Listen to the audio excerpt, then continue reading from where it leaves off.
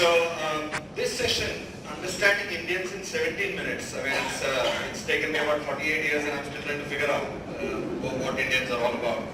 But this has an interesting history because about 10 years ago, I was asked by the Mahindra Learning and Development team to conduct a session for a bunch of expats because we were doing a lot of JVs and we had a lot of expats who were coming into India.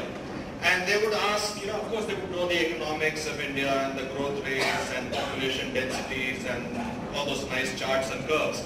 But the questions that they would be asking would be much more about the psyche of Indians. There would be these kind of questions. Why is Delhi much more aggressive? Why does my driver never land up on time? Why have they got this chalta hai, ho jayega, dekh lenge kind of an attitude? Why is this a unique feature that we find amongst Indians? Why is there this behavioral kind of aspect which actually affects a lot of the way we do business, the way we sort of lead people, right?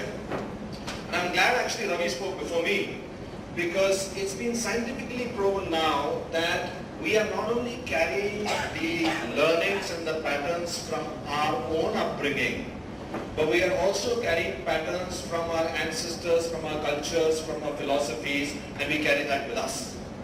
Now, since I didn't have the privilege of having, done PhDs, or 2 PhDs like Sujoya, I had to go back to an experiment which I had the privilege of doing, which was the Indian Army. So I looked at this whole problem through a very unique experiment because the Indian Army, as you're aware, is about 1.3 million people strong, and since way before our independence has been there. And if you actually take the number of living soldiers, ex-servicemen and soldiers, it's more than 10, 15 million people. And interestingly, I don't know, any army brags here from the army? Yeah, there you have some. You know that the Indian Army is still regimented as per regiments. So you have the Punjab regiment, the Sikh regiment, the Gurkhas, the Madras, the Mahars. They are very, very classed opposition. So you have unique experiments taking place. And one of the ways in which I began this whole experiment was to look at the state of Punjab. Now from the state of Punjab, that is one state, everybody knows Punjab, right? Yes? Yes. Good. So from the state of Punjab, you have 5 regiments. You have the Sikh regiment, the Sikh Line regiment, the Punjab regiment, and 2 regiments who have gone over to the other side at the time of the partition. But from the 4 South Indian states, Andhra Pradesh, Tamil Nadu, Kerala, and Karnataka, there's only 1 regiment. That's called the Madras regiment. There's no Kerala regiment, there is no Karnataka regiment. And that came as a little bit of a surprise because it's not that these states don't have recognition, right? So that's where the whole experiment began, to take a look at how is it that the Indian Army, which was created by the British, how did they segment and why did they segment it in this particular fashion? And that's where this story begins. And when I started working in the army, fortunately I had the chance to be across various different regiments. And I actually had the unique opportunity to see Indians as we don't normally see them, because we see Indians in cities. So Delhi, Bombay, Calcutta, Bangalore is not the real India. The real India is in the hinterland from where these troops come. And I had troops who came, who lived below the earth. Sounds fascinating, or lived underwater. Or men who wear masks in the back of their heads. And when I interacted with these troops, I started like, so I don't know how many of you have heard of this place called Patalkot? Anybody? So Patal, so 2 people here in this crowd of about 45, 50. Patalkot is this amazing place. You can switch off the lights, you'll see this. It's in Madhya Pradesh, Google it, which is a huge crater in the middle of a plain. And people, there are about 18 villages which live inside that crater where the sun rises at 11:30 for them and sets at 4:30. And these people, only about in the last 20 years, they have started coming out. Otherwise, it was a self-contained Netherlands where people were living, and there were troops from that place. Then we had troops from Sundarbans who wear masks on the back of their head. And you know why they do that? Because they have tigers which are like house cats all over the place. And then I had this amazing guy who came from the Andaman Nicobar Islands where the coral poaching is illegal. So this guy was caught. He was a coral diver. So he was caught and he was given a choice of either joining the army or going to jail. He selected the army. Not a very wise decision according to him. And this guy, just to freak out people, would dive into a pool and not come out for 6 minutes, 5 minutes, 4 minutes. He'd just stay inside the pool and people would just freak out because he's not coming out. He could do that. He could actually hold his breath and go deep down when you started interacting with these kind of people, you suddenly started looking at patterns amongst the people. How do people behave? How do a certain group of people behave? And more importantly, why they behave that way? What is the driver? What is the DNA of those people? And I kind of narrowed it down to a fact that India, if you start looking at it as a country, that's where you'll go wrong in your strategy to begin with, because it's not a country. It's a subcontinent. And I'll show it to you, I'll prove it to you, that if you took a person from, say, the Northeast, a boy from Northeast, a boy from, say, Rajasthan, a girl from Kashmir, another girl from, say, Kanyakumari or down south, and you put a German expat in the middle of them, they have as much in common with each other as they have with this guy. They don't speak the same language, they don't look alike. The girl from Kashmir can pass off as a Caucasian, the boy from Northeast can pass off as an Indonesian, the guy from the West can actually pass off as a Middle East person. They don't eat the same food, they don't speak the same lingo. India is probably the only country where in the same epic Ramayana, Ram is worshipped in the north and Ravan is worshipped in the south. Try and beat that, right? So that's the kind of diversity we are dealing with. And so anyone who starts out, especially MNCs, when they start out looking at an India strategy, they are, they might as well say a solar system strategy, because that's the kind of diversity that we are working with. Now what shapes us? Why are we shaped in this way? What affects our DNA? And this again goes back to some elements of what Ravi spoke about, except instead of an individual, groups of people, tribes, communities, societies and countries behave in a certain fashion.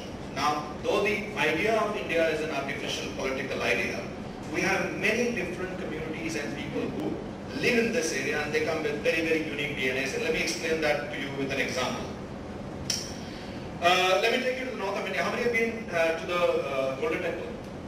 Anybody seen here? So lots of people have gone to the Golden Temple. That's what it looks like in Google Earth. If you see the Golden Temple, you'll notice that it's got a high wall all around it, and then there is a reservoir of water, and there is a path up to the inner sanctum, and the gold, the whole dome is plated with gold.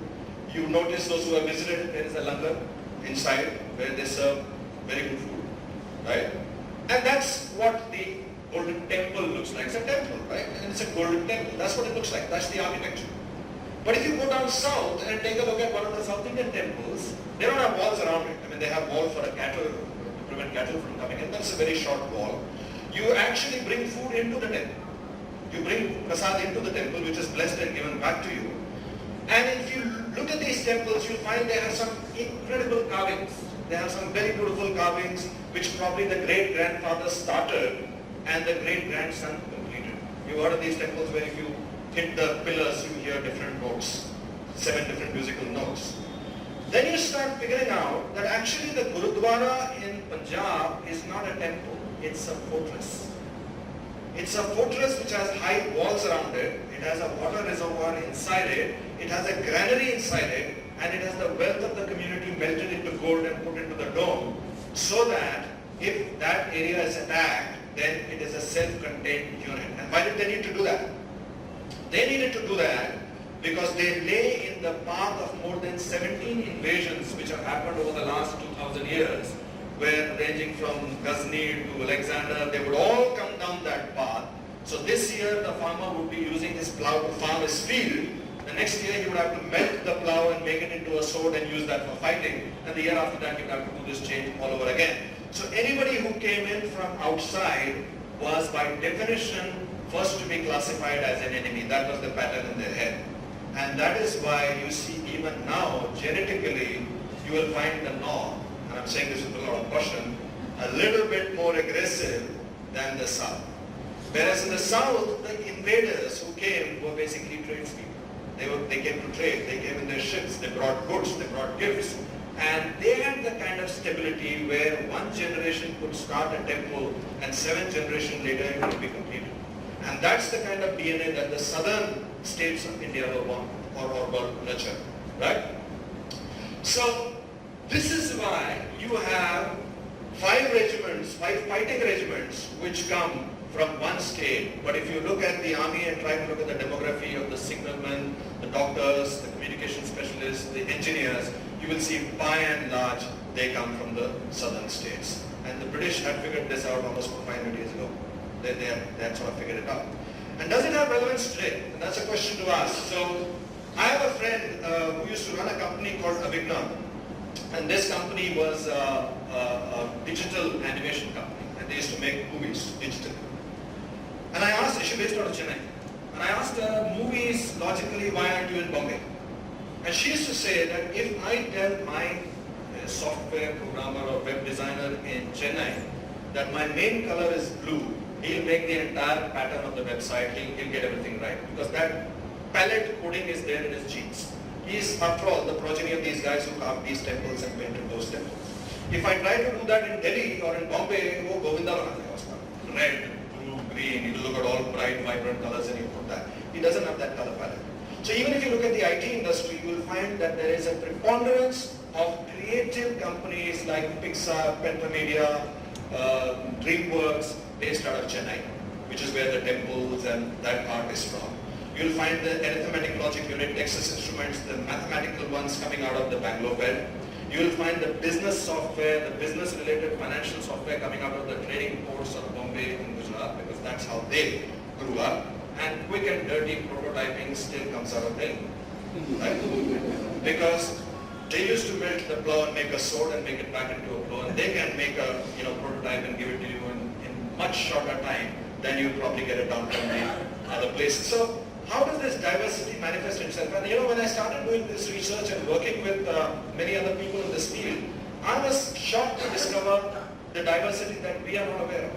I don't think very many, at least I wasn't aware of the fact that Christianity actually came to India before it went to Europe. It first came to India. The Jews first migrated to India. We have one of the oldest community of Jews in this country. We have had a prime minister in this country who couldn't speak the national language. Devagowda actually gave his speech, and the speech was written in Roman Hindi. You know what that means, right? It's Hindi written in English, and that's how he gave a speech. And like the last sentence, which has been quoted in Shashi Tharoor's book also, that it took about 2 centuries for a black American to become the president of the US. If you just look at the statistics there on the slide, you'll realize that in a democratically elected process, in a country of more than 80% Hindus, we have selected a prime minister who belongs to less than 2-digit fraction, and that's the amazing nature of our diversity. And that is the real India that we have to work with. The other element was, where does this core DNA come from? Where does it come from? Right? So one of the amazing things that I don't know how many of us have realized, that we have one God for every 3 people. How many gods do we have in the Hindu mythology? So divide that by 1 billion and you have a ratio of 1 God for 3. That's an amazing HR ratio, right? 1 God. But we just don't have these people. They're also arranged in a kind of a hierarchy. So you have the Holy Trinity at the top, right? Uske niche there's the second tiers of God, Ganesh and Murugan and all that gang. Then below that you have the goddesses. And then below that you have the Devatas and Asuras. And then you have the planets and you have the trees and the sap and the mounts and all of that is worshipped. And then you have the Rishis and the Munis. And then below that you have the mortals like us. So hierarchy is there in our blood. You can't remove the hierarchy. So when MNC comes into India and to Gurgaon and says, call me John, who will be John sir? John sir, right? Many of the ladies are sometimes called sir, you know that? Very intuitive, that guy who is taking you in a cab will call you sir, because it's just ingrained. But yet remember that in our culture, a man who goes through penance, who goes through worship, can achieve the powers by which he can curse Vishnu, the Holy Trinity, and make him come and live down in earth as a mortal. He can do that.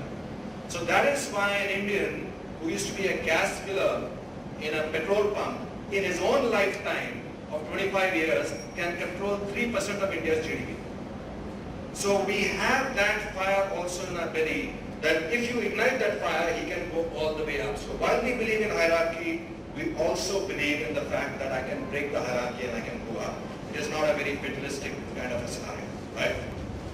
The second aspect, did you know, and I was fascinated to discover this, there is no word for sadness in our language. Dukkha the exact translation is distortion. It doesn't mean sadness. It means that you are looking at an event in a distorted way, and that is why you are sad. The event by itself is nothing to be sad about. Which is why in the Gita also they talk about, if you die, it doesn't really matter because you're going to, live forever. Okay. So I've been shown the red light. Okay. All right. Now, the amazing thing is that in our culture, for every curse, there is an exit clause. Any curse, you can look at it. India's there is an exit option, right? That a ram will come, will touch you, and you'll be sorted out. You'll be a woman again. Similarly, for every boon, there is an exit clause. So you know this story? There was this guy, Hiranyakashipu, who went to Brahma and said, make me immortal. So God said, immortality, that's only for us guys, but you can ask anything else. So he made a term sheet. Like, you can't kill me day, night, morning, evening, this, that, animal, this, that. He made a whole term sheet, and there comes Narasimha, who violates all the conditions of the term sheet in some sense, and adheres to it. So every boon has an exit clause, every curse has an exit clause, because our way of thinking is cyclical. Those of you who read the Mahabharata know that at the end, both the heroes and the villain both go to heaven. And who reaches heaven first? The villains reach the villains in some sense. They reach heaven first. So in our culture, in the end everything will be okay. Some people are all will be well.